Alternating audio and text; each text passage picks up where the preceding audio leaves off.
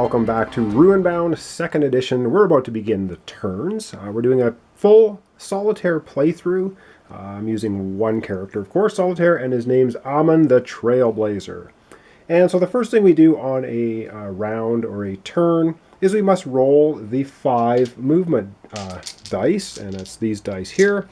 So I'm going to do that in the dice tray because I don't want to knock everything all over the board. So let's go to the dice tray. We're going to roll the movement dice, and then I will allocate movement dice to positions or hexes on the board where I want to move to.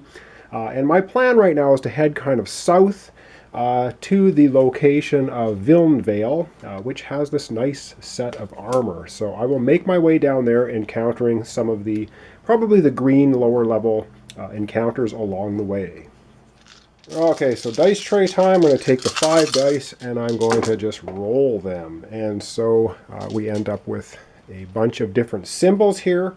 And so in the essence of timing, I am just going to allocate the symbols here to the hexes on the board for movement. So I won't go through belabor the whole process. So we have like hills and roads and things. I'll explain them on the board as I do it. So those are our 5 movement dice. And let's go to the board and allocate them to move our character. Alright, so I didn't need all 5 dice, I just used 3. So this has a road symbol on it, so we can move here on the road. This has a river symbol, so we can move into a river space.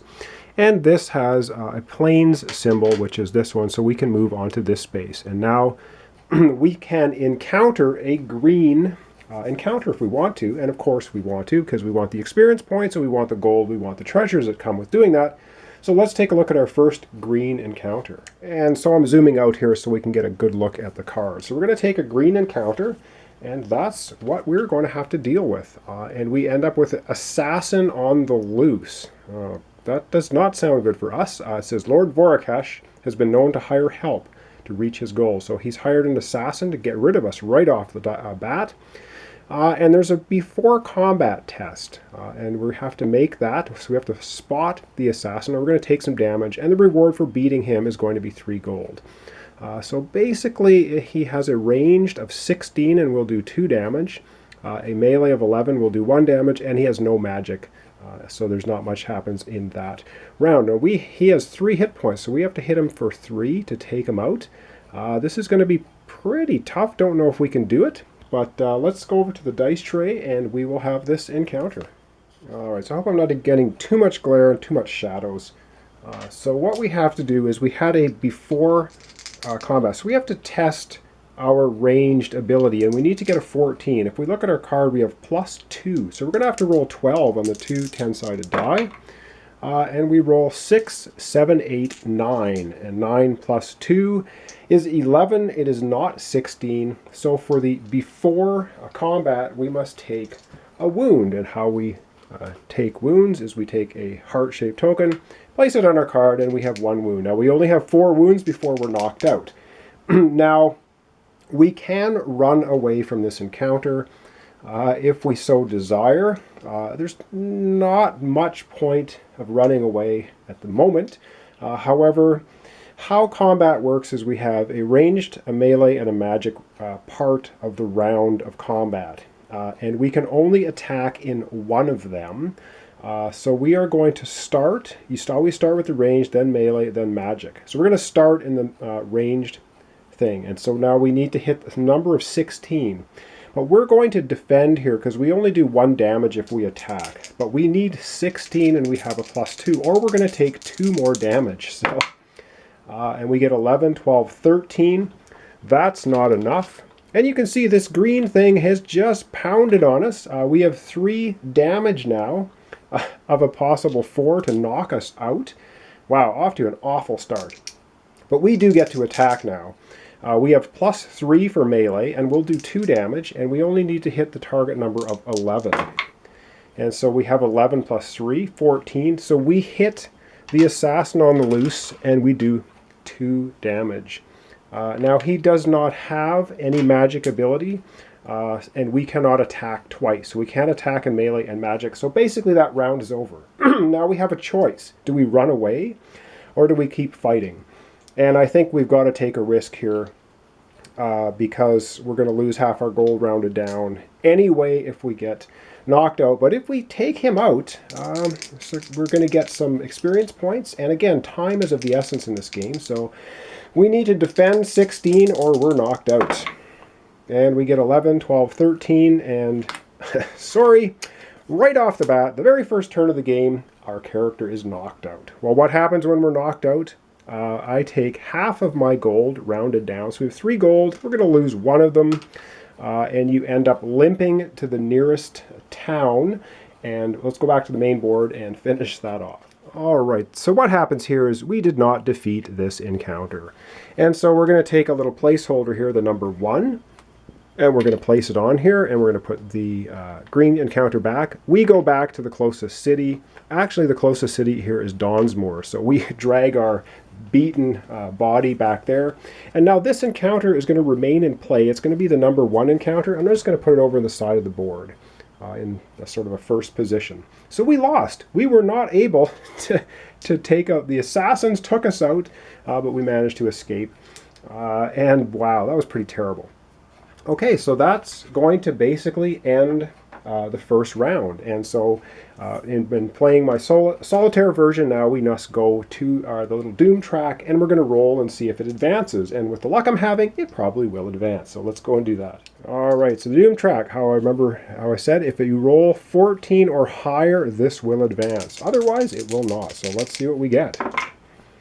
I get 6, so 6 is not higher or equal to 14, so this is going to move 1. And so then we're going to go on to the next turn. So back to the main board where we wake up in Dawnsmoor and try again. All right, so after our crushing defeat up here with the assassins, we wake up in Dawnsmoor, patch ourselves up, dust ourselves off, and carry on. Now, the only thing for sale in Dawnsmoor right now is this Alchemist Flash Bomb. It costs 5 gold. We only have 2, so there's no way we can do anything with it. So on to the next turn. Again, we're going to roll our movement dice. So we'll go to the tray and roll them. All right, movement dice. What do we have? We have an assortment of things. And so again, we're going to use them to move and see where we can go for encounters.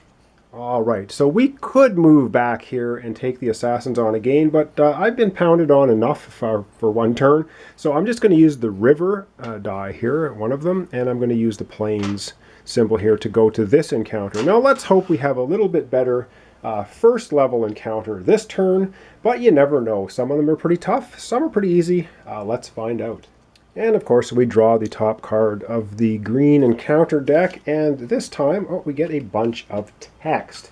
So I will have to put on my reading glasses and we will read it. It says, Curse of the True Name. You uncover an unguarded tomb with wondrous treasure. As you take it, however, a voice speaks. Who would dare disturb the treasure of the Elder Kings? Speak your name and receive our curse. So you receive 1 gold and then you test diplomacy. All right, so we get a gold, so now we're up to 3, and we need to test diplomacy. So let's just take a look at the rest of the text. If you succeed, you convince the spirit of the tomb that you are someone else. Give this card to another player. Well, this is a multiplayer card. It says, who must make the diplomacy test at the beginning of his turn. If you fail, to take the card. While you have this card, you receive a -2 penalty to your magic value. Discard this card when you defeat a yellow challenge. So basically what this is going to mean for us is if we don't make this diplomacy challenge, we're going to always have -2 to our magic value until we defeat a yellow challenge. So that's pretty nasty. So we're going to really need to want to roll a 15. And if we look at our card here, our magic value here is +2. So we're going to need to roll 13 or higher on 2 10-sided dice, or we're going to be stuck with that curse. All right, we need a 13 or higher. Wow.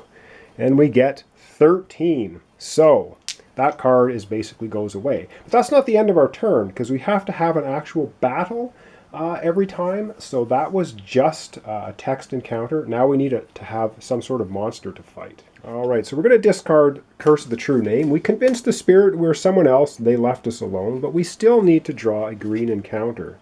And now it is Yet more. And you keep drawing these until you actually get something to fight. And it says Master Huntsman. Your reputation as a huntsman precedes you when you enter towns, and the locals always clamor to see what you've slain. Take this card when you defeat a challenge in a forest or swamp space with a reward that doesn't require you to take the card. You may place it beneath this card. Discard any challenges beneath this card during your market step to gain gold depending on the challenge's color as shown below. So if we defeat a green challenge on a forest or swamp space, we can put it under this card and cash it in town for 2 gold. Yellow will be 3, blue 4, red 5. So we are a master huntsman. Makes sense, we're the trailblazer. But we still haven't had an encounter with a monster to fight. So let's keep drawing until we get one. Whoops, dropped it. Let's pick that up. And we end up getting Mistress of Ferox. So, what does this say? 2 hit points, Mistress of Ferox. Before combat, test Diplomacy. 13, to intimidate the Ferox. If you fail, the melee damage is 2 instead of 0. Alright, so let's go to the dice tray, and we're going to test our Diplomacy, and we need a 13. Alright, so we need a 13, and if we look at our card here, we can see that we have a +2 to Diplomacy as part of our special ability. So we need a 13 test. We're using our magic ability, so 2 +2, we get a +4, and we need 13. And so we get 16. That was a 6. Anyway, it was a 6. We have a 10. So we do indeed pass the Diplomacy test. All right, so we have to fight it. And so I'm not sure if this is going to focus. I hope so. It has a range. There is no range damage.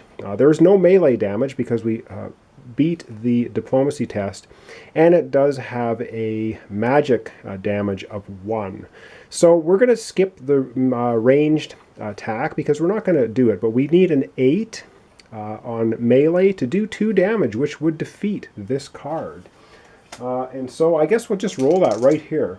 So again, our melee, we have +3, and we're going to do 2 damage. And all we need is 8. So if we can roll 5 or higher on the 2 dice, we get 7 +3 is 10. Is higher than 8, we defeat the card. All right, let's go back to the main board. All right, victory for us. So we're going to take this green token. This is going to be 1 experience point. And like I've mentioned at the intro and setup, if we get 3 experience tokens and go to town, we can level up. And we defeat this card. So this card, I think, had some extra text. Reward is take 1 gold and you take this card. And you may discard this card to automatically succeed at any challenge with the word Ferox in the title. So anytime we run into a card that has Ferox in the title, we can discard this card and automatically defeat it. So that's great because if we get to a 3rd or a 4th level, or 2nd or 3rd, I don't think 4th has Ferox, we can defeat it right away. So that's fantastic. But of course now it is the end of that turn, which means we need to roll on the Doom track. So let's go over and see if we have more time allotted to us. Alright, so this time we're sitting at 13 here. So we need to roll a 12 or less. And we roll a 13. So that's bad for us. So we're going to reset back to the hard level. And we're going to advance our token to 1. And like I said, when that token hits the game over, it's game over. We lose. So you can see time runs out very quickly in this variant for Solitaire. I think I am going to leave it there for this turn. Let's go back to the main board and wrap up. Alright, so I'm going to wrap up this episode. So we actually have a total now of 4 gold, 1 experience point, and we've made our way over here to the plains. And again, I want to head down this way and get to Villenvale to hopefully get that suit of armor, which will help us out in fights. And we have the Master Huntsman ability. So if we defeat anything in swamps and forests that does not allow us to collect the card, we can put it under the card and cash it in cities for gold.